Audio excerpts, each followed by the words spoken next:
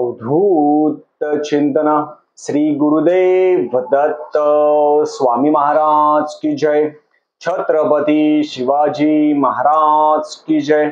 श्री स्वामी समर्थ। आज मी आपल्याला होलिका पूजन, होलिका दहन, त्या दिवशी नैवेद्य आरती काय करावी, काय करायचं असतं त्याच्याबद्दल मी आज पूर्ण माहिती सांगणार आहे। चॅनलवर पहिल्यांदा आला असेल तर अवश्य सबस्क्राईब करा, म्हणजे येणारे नवीन व्हिडिओ श्री स्वामी समर्थ महाराजांचे गुरुचरित्राचे आणि नवनाथ पारायणाबद्दल माहिती भेटेल। होलिका दहन 13 मार्चला आहे। त्या दिवशी प्रत्येकाने आपल्या घरासमोर होलिका दहन अवश्य करावं। खूप जण काय म्हणतात, मग सार्वजनिक आम्ही करतो, मग घरासमोर करायची काय गरज आहे? तुम्ही जेवताना सार्वजनिक जेवता का? प्रत्येक जण आपापल्या घरी अन्न शिजून मग जेवता ना। म्हणून प्रत्येकाने होलिका दहन प्रत्येकाने आपल्या घराच्या समोर करायला पाहिजे। सार्वजनिक करणार ते सार्वजनिक, पण आपल्या घरासमोर पण होलिका दहन करायला पाहिजे। 13 मार्चला गुरुवार आहे, त्या दिवशी होलिका दहनामध्ये प्रत्येकाने होलिका दहन आहे ते गौऱ्या असेल हे सगळं आपल्या घरासमोर पेटवायचं। होलिका दहन छोटी जरी होलिका दहन जरी केली तरी चालेल। एरंड्याचे पानं असतात, एरंड्याचं छोटं झाड असतं ते आणलं तरी चालतं। आणि छोटं जरी होलिका दहन जरी घरासमोर केलं तर करायला पाहिजे। त्या दिवशी प्रत्येक हिंदूंनी आपल्या घरासमोर होलिका दहन करायला पाहिजे। सार्वजनिक तर करा, सार्वजनिक एवढ्या होळ्या पेटता खूप, पण आपल्या घरासमोर पण करायला पाहिजे, कारण की जे रोग राई जे असेल ते सगळं निघून जातं।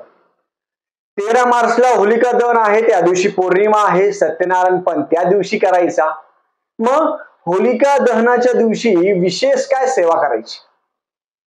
त्या दिवशी आपण एरंड्याचे असेल ते छोटं झाड असेल ते लावा, परत गौऱ्या असेल ते आणायच्या, गौऱ्या लावायच्या, रांगोळी काढायची आणि होलिका दहन होलिका पूजन ते करत असतात। पहिले पूर्वीच्या काळी भरपूर जण करायचे, आजकाल कोणीच करत नाही।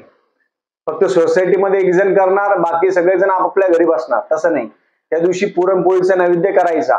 नैवेद्य आरती त्या दिवशी पौर्णिमा आहे, पुरणपोळीचा नैवेद्य करायचा। होलिकेला छोटा पुरणपोळीचा नैवेद्य करा। परत होलिकाच्या भोवती 7 प्रदक्षिणा मारायच्या। 7 मारा, 11 मारा, 21 मारा। पाणी घ्यायचं, पाणी घेऊन थोडं पाणी टाकायचं आणि होलिकेच्या सगळ्या बाजूनी प्रदक्षिणा मारायच्या। प्रदक्षिणा मारताना मनातल्या मनात गुरुमंत्राचा जप करू शकता तुम्ही।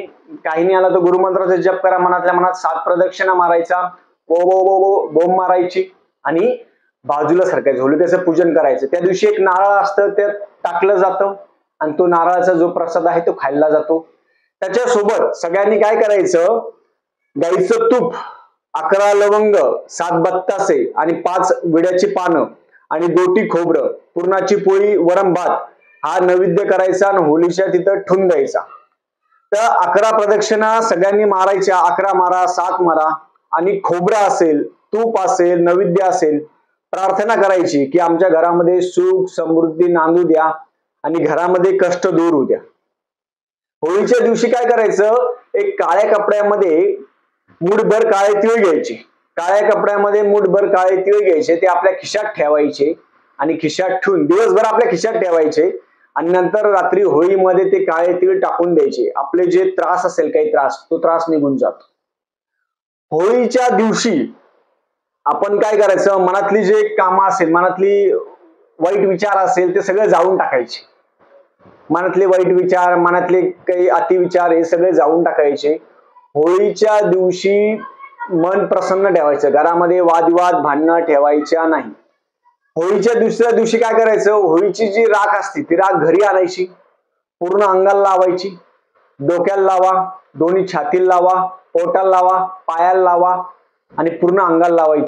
अंगाला लावून मग नंतर आंघोळ करा आणि होळीच्या दुसऱ्या दिवशी जी राख असते ती थोडी राख घरी आणा, त्याच्यामध्ये थोडे मीठ टाकायचं, परत पिवळ्या मोहरी असेल पिवळ्या मोहरी टाकायच्या आणि पिवळ्या मोहरी टाकून मीठ आणि पिवळ्या मोहरी टाकून आणि ती राख ती एकत्र करून एका पुडीमध्ये ठेवा, घरामध्ये एका कोपऱ्यामध्ये ठेवून द्या। ते ठेवल्याने काय होईल, घरामध्ये कोणतीच बाधा राहणार नाही घरामध्ये।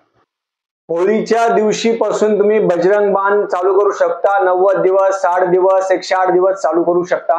होळीच्या दिवशी महादेवाला हळकुंड, हळद आणि एक सुपारी हे होळीच्या दिवशी ठेवायला पाहिजे.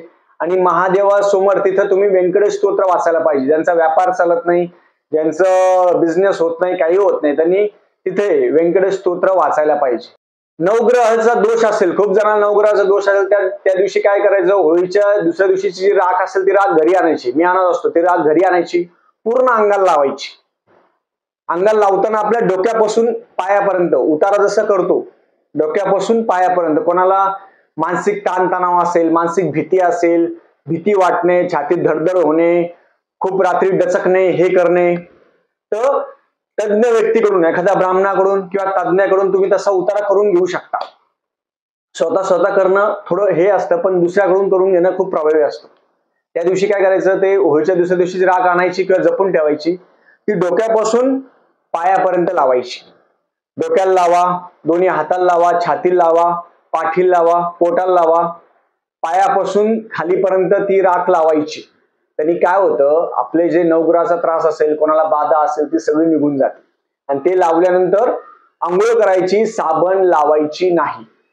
खूप जणांना त्रास असतो. आणि ती राख जपून ठेवायची. होळीच्या दुसऱ्या दिवशीची जी राख असेल ती राख जपून ठेवा. त्या राखेचा खूप प्रभावी आहे. कोणाला मानसिक त्रास, मन धडधड करणं, मन घाबरणं, हे होणं, ती राख खूप महत्वाची आहे.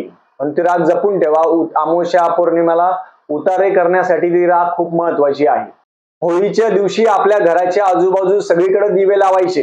कारण की होलिका आपण दहन करतोय. वाईट शक्ती, वाईट विचार, वाईट सगळ्या गोष्टी आपण दहन करतोय. वाईट विचार, वाईट शक्ती, वाईट, ह्या सगळ्या वाईट गोष्टी आहेत ते दहन करण्यासाठी आपण होळीच्या दिवशी 13 तारखेच्या दिवशी आपण सगळीकडे दिवे लावायचे. होळीच्या दिवशी ज्यांना राहूचा त्रास असेल, एक नारळ घ्यायचा, नारळाचा गोटा किंवा खोबरं घ्यायचं, त्याच्यात तेल टाकायचं, थोडं तेल टाका खोबऱ्यामध्ये. एक खोबरं घ्यायचं, त्याच्यामध्ये तेल टाकायचं, आणि तेल टाकल्यानंतर थोडं गुळ टाकायचं. 7 वेळा, जी कोणी पीडित व्यक्ती असेल 7 वेळा त्या व्यक्तीच्या अंगावरून ते नारळ उतरून टाकायचं आणि होळीमध्ये टाकून द्यायचं. त्यांना ज्यांना राहूचा त्रास, याचा त्रास, त्याचा त्रास असेल, ते सगळे त्रास कमी होऊन जाईल. आणि हे साधे आणि सोपे उपाय आहे. काही व्यक्तीला घरामध्ये पैसा टिकत नाही, हे होत नाही, ते होत नाही, त्या दिवशी होळीच्या दिवशी काय करायचं, थोडा गुलाल घरामध्ये थोडा टाकायचा, एक दिवा लावायचा दिवसभर, आणि तोच दिवा नंतर होलिकामध्ये दहन करून टाकायचा. संकट, दुर्घटना, त्रास, ऍक्सिडेंट होत असेल, जास्त होत असेल, तर होळीच्या दिवशी 11 प्रदक्षिणा मारायच्या. आपल्या अंगावरून नारळ उतरून त्या होलिकेमध्ये टाकून द्यायचं, सरळ टाकून द्यायचं. जे काही असेल दोष ते सगळं निघून जात. आणि होळीच्या दिवशी, त्या दिवशी जास्तीत जास्त आपण, पौर्णिमा आहे त्या दिवशी व्यंकटेश स्तोत्र असेल, श्री सुक्त असेल, ते जास्त वाचावं. प्रत्येकाने होळी पूर्ण पेटूस तर तिथंच थांबायचं, कारण कोणी काही टाकू शकतं, हे लक्षात ठेवा. मी तुम्हाला जे उपाय सांगितले हे तुम्ही तुमच्या होळीमध्ये येऊन कोणी पण काही टाकू शकतो. म्हणून होळी पूर्ण जवळपर्यंत शांत राहायचं, तिथंच थांबायचं. आणि आपल्या काही दोष असेल, काही असेल, ते आपल्याच होळीमध्ये टाका, सार्वजनिक होळीमध्ये टाकू नका. जे तुम्ही उतारा करणार किंवा काही टाकून देणार, काही ह्या गोष्टी करणार, तर ते आपल्याच होळीमध्ये टाका, दुसऱ्या होळीमध्ये टाकू नका. त्याचा प्रभाव होणार नाही. त्या दिवशी शक्यतो करून, अमावस्या आणि पौर्णिमेच्या दिवशी शक्यतो करून कोणाच्या घरी खायचं प्यायचं नाही. त्या दिवशी पुरणाचा नैवेद्य असतो, पुरणवरणाचा नैवेद्य असतो. होळीला पण नैवेद्य दाखवायचा, होळीला पाणी फिरवायचं आणि नैवेद्य दाखवायचा. आणि थोडं शांत बसायचं. होळीजवळ थोडं शांत बसायचं. मनातले वाईट विचार असेल, वाईट आचार विचार, सगळं वाईट त्या होळीमध्ये दहन करायचंय आपल्याला. आपले मानसिक त्रास असेल, मानसिक रोग असेल, धडधड होणं, हे होणं, दुसऱ्यांबद्दल वाईट विचार, सगळे विचार आपण बोंब मारतो. म्हणजे काय, आपल्या मनातले जे काही विचार आहे ते सगळे विचार त्या होळीमध्ये दहन करायचे, काहीच ठेवायचं नाही. कारण की मनामध्ये जर तुमच्या जास्त साचलेला असेल, मनामध्ये जास्त विचार वाईट असेल, तर तुम्ही आयुष्यात कधीही पुढे जाऊ शकत नाही. जे काय आहे ते स्पष्ट तोंडावर बोलून द्यायचं, आणि जे काय आहे ते होळिका दहन मध्ये दहन करून टाकायचं. म्हणजे तुम्हाला कसल्याही प्रकारची ताण चिंता राहणार नाही. हे जे काही मी उपाय सांगितले याच्यातले तुम्हाला जेवढे जमतील तेवढे उपाय करा. नाही उपाय जमले, आपल्या घरी होलिका दहन करा, त्याला 11 प्रदक्षिणा मारा, बोंब मारा, आणि थोड्या वेळ शांत बसा. बस एवढं जरी केलं तरी चालेल. किंवा एक नारळ तिथे टाका. ते नारळाला महत्व आहे. ते नारळ टाकल्यानंतर ते नारळ जाळू द्यायचं, आणि जाळल्यानंतर ते नारळ खायचं. आम्ही लहानपणी खूप खायचो. ते लहानपणी माहित नव्हतं या गोष्टी, म्हणून ते नारळ टाकलं की जळू द्यायचं. ते नारळ जळल्यानंतर ते खायचं त्यांनी, आणि ते जळल्यानंतर होलिकावर दुसऱ्या दिवशी जर होलिका पेटलेली असेल त्याच्यावर लोक पाणी तापवायचे, आणि पाणी तापून लोक ते आंघोळ करायचे. त्यांनी काय व्हायचं की त्या दिवशीपासून ऊन जास्त वाढतं, उन्हाची क्षमता 10% जास्त वाढते, ऊन लागत नाही आपल्याला. आणि होलिका जी दहन आहे, जी दुसऱ्या दिवशी जी राख आहे, त्यांनी पण होळी आपण खेळू शकता. प्रदूषण मुक्त होळी खेळावी. हिंदूंनी सगळ्यांनी होळी आहे, धुलिवंदन आहे, तो सण प्रत्येकाने साजरा करावा. आपण हिंदू आहोत, आम्ही लावत नाही, आपण कोण लावत नाही सगळ्यांना माहिती आहे, म्हणून प्रत्येकाने कलर आहे किंवा धुलिवंदन आहे ते प्रत्येकाने खेळावं. इको फ्रेंडली खेळा, कसं खेळा, पण प्रत्येकाने आपला धर्म पाळा. आपण प्रत्येकाने आपला धर्म पाळायचा. प्रत्येकाने होलिका आहे, होळी आहे, धुलिवंदन आहे, प्रत्येकाने खेळावं, मनसोक्त खेळावं, आनंद लुटावा, मनातले वाईट विचार ह्या सगळ्या गोष्टी दूर करावा. सगळ्यांना होळीच्या धुलिवंदनाच्या हार्दिक खूप खूप शुभेच्छा. झालेली सेवा मी महाराजांच्या रुजू करतो. श्री स्वामी समर्थ.